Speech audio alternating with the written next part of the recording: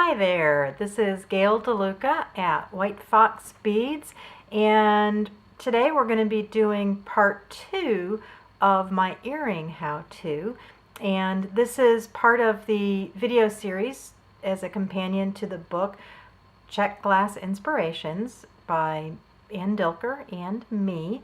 And right now we're going to do another kind of earring which has what's called a simple loop, and then we're going to use that simple loop to connect two sets of beads and findings together to give it some more dangle and life and sparkle.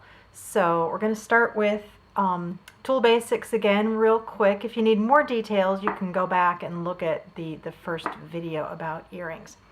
And I'll put a link to that video in the comments to make it easy for you. So we've got chain nose pliers, flush cutters, and round nose pliers. And again, I talk about these particular tools and what to look for in my other video. So let's get started on the earring. We've got some Czech glass beads picked out. I've got two about 8mm beads, and then I've got two of these flat oval table cut beads, which are really lovely. I've got some bead caps which are going to fit nicely on these 8mm beads and enhance them. And I didn't have any bead caps that were going to look good with these flat beads, and I didn't have any small spacers, so sometimes I'll use glass seed beads. So I've got these bronze colored Japanese seed beads that I'm going to use, because you know, I'm the seed bead girl. I've always got seed beads around, so I use those in earrings a lot. The other supplies we're going to use are head pins, which we talked about in the other video. And just to recap, it's basically a piece of wire with a little flat end or head on it that keeps the beads from falling off. And the other finding that we're going to use is called an eye pin, and it's got this little loop right here at the end. We're going to be making another loop just like this to connect our beads together. So first, let's start. We're going to work from the bottom up on our design. So this is going to be the bottom of the earring here, and that's where we're going to use our head pin. And I'll put the other beads here. And then this is going to be the top part of the earring here.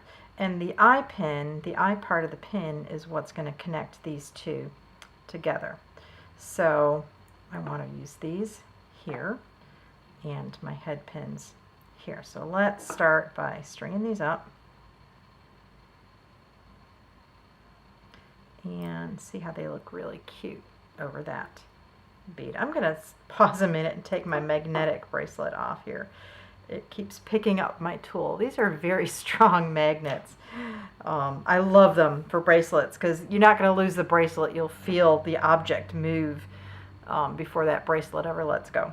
Anywho, okay, so we've got our bead and our bead caps strung on. So now I'm just going to stick my thumbnail. I'm going to push them all up, squish them together, make sure they're all the way down at the end of that head pin. And I'm just going to give it a bend over my thumbnail like that. And then I want about the same size loop that I've got on my other eye pin. So if I put that on my pliers right here, that's about where I want to hold the wire with the head pin, so I make about the same size loop. There's a little tip. So I'm going to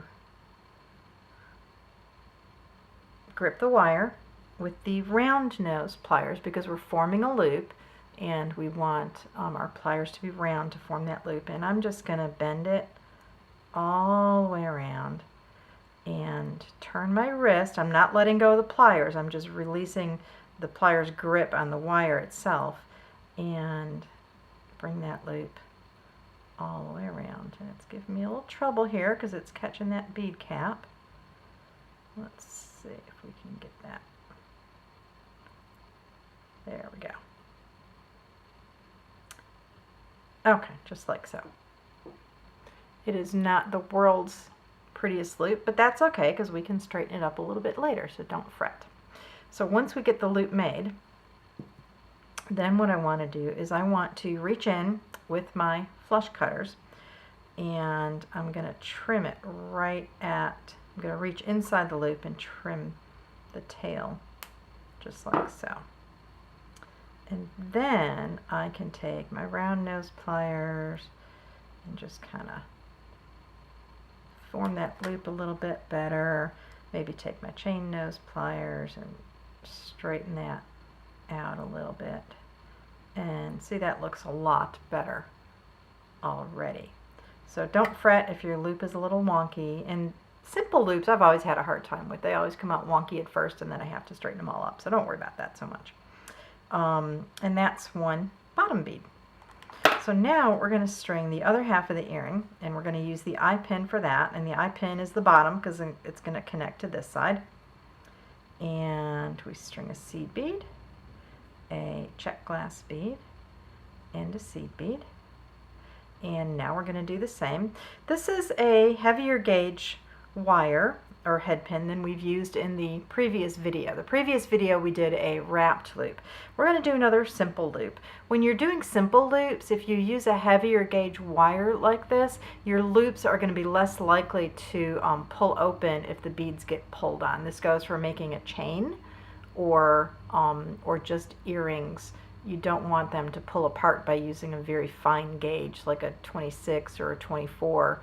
Or even a 22. I would venture to say that this is about a 20 gauge. That's about as thin as I would go to make a simple loop. Okay, so now we're going to do the same thing. I'm just going to tuck my thumbnail in there. The beads are all the way pressed at the bottom of that other loop. Bend that over. Reach in with my pliers and start to form that loop. Bend it over.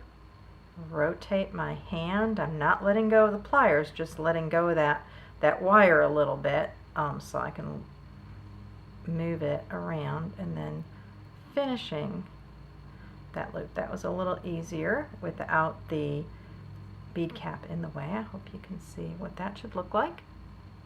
Okay, and now I'm going to trim. I'm going to reach inside the loop, the flush side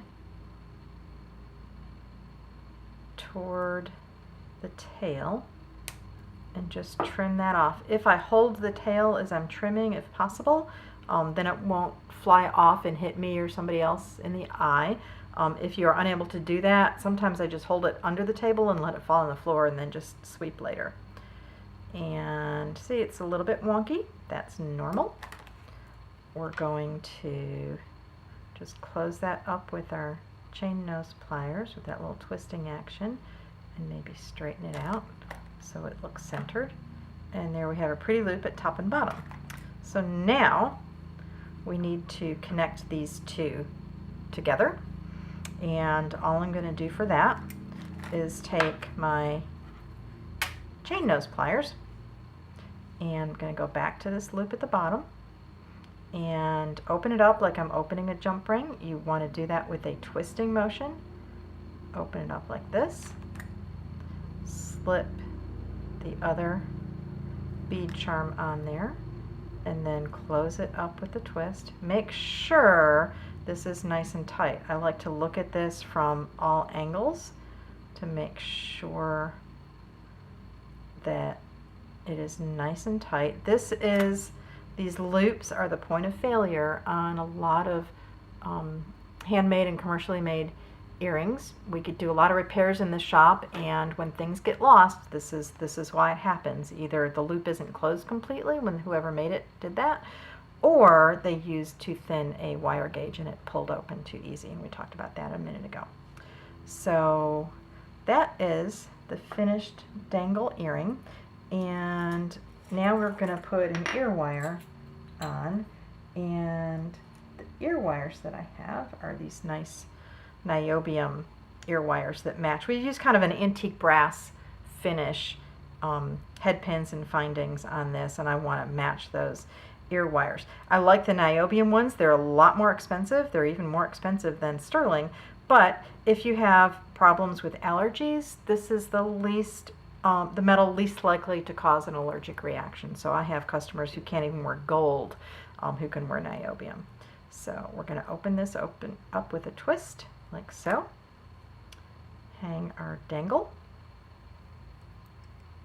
and then close it up with a twist. Make sure that's nice and tight, and it doesn't look nice and tight, so I'm going to go back and forth a little bit until I can feel them touch. And there you have a really nice dangle earring. So I want to talk for a minute about design.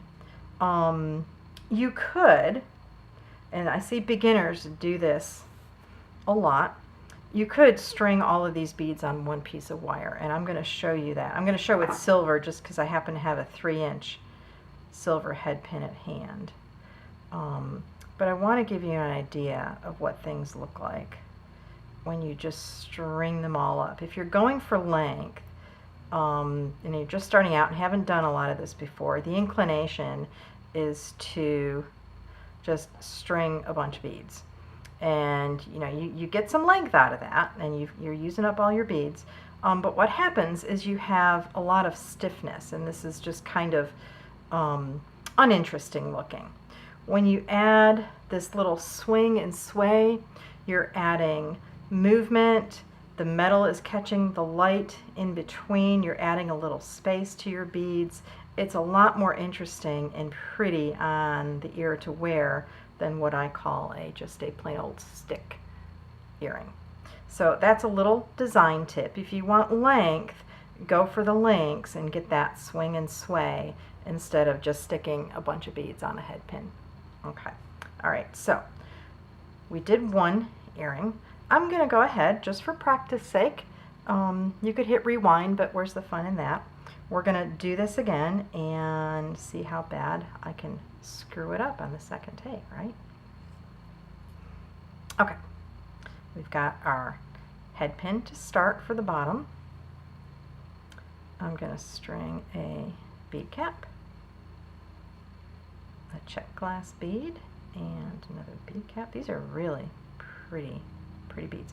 These I pulled these out of the mix here. This was the mix that we got from JTV that was on that we used for the cover of the book. It's a beautiful mix, and it's mostly aquas and greens and blues, but there was a little bit of this this pale tan color that I really like. And that's what makes mixes interesting, is when you have those little odd colors in there for contrast. And oops, I almost started doing a wrapped loop. Simple loop. Bend it right at the bead. Then we go in and we make our loop. Move the pliers, rotate them around.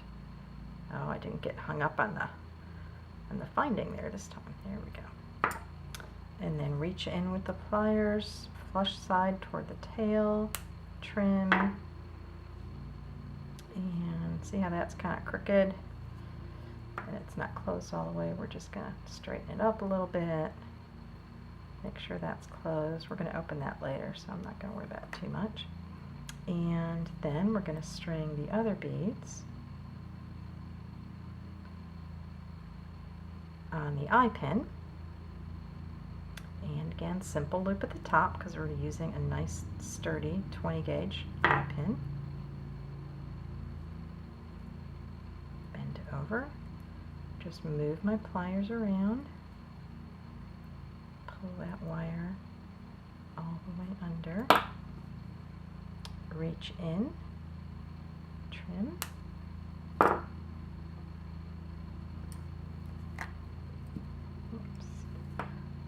straighten this out and tighten up. There's a little bit of a gap there. We'll tighten that up. Make sure it's nice and straight.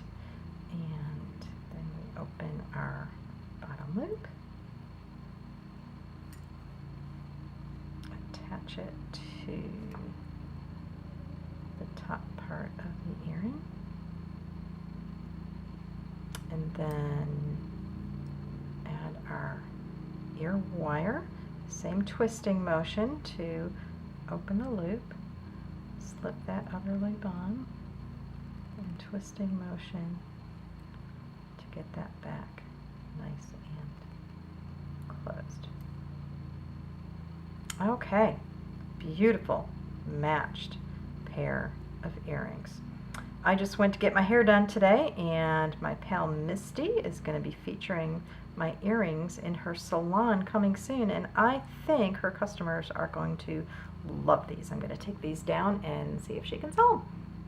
So again, thank you for watching. If you like these beads, you can find them in my shop in Knoxville or in our Etsy store, White Fox Beads. Our website is whitefoxbeads.com. Thanks for watching.